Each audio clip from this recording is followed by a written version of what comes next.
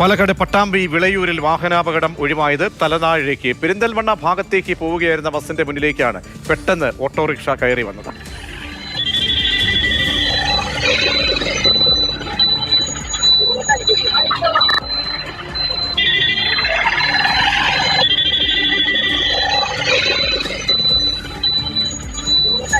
Google VS ചേരുന്നുണ്ട്. Google, വലിയ ഒരു അപകടമാണ് ഒഴിവായത്. ബസ് മറുവശത്തേക്ക് തന്നെ നീങ്ങി, ഓട്ടോയ്ക്ക് അതുകൊണ്ട് തിരികെ ഇങ്ങനെ സൈഡിലേക്ക് മാറാനും പെട്ടെന്ന് തന്നെ മാറാനും കഴിയും. എവിടെ വെച്ചായിരുന്നു, ഏത് ഭാഗത്തായിരുന്നു ഈ സംഭവം ഉണ്ടായത്? പാലക്കാട് പട്ടാമ്പിക്കടുത്തുള്ള വിളയൂർ എന്ന് പറയുന്ന ഒരു മേഖലയിലാണ് ഈ അപകടം ഉണ്ടായത്. കൊപ്പം ഭാഗത്ത് നിന്ന് പെരിന്തൽമണ്ണയിലേക്ക് പോവുകയായിരുന്നു ബസ്. ഇതിനിടയിലാണ് കൂരാച്ചിപ്പടി എന്ന് പറയുന്ന ഭാഗത്ത് നിന്ന് വന്ന ഓട്ടോ ഈ ബസ്സിന് മുന്നിലേക്ക് കയറിയത്.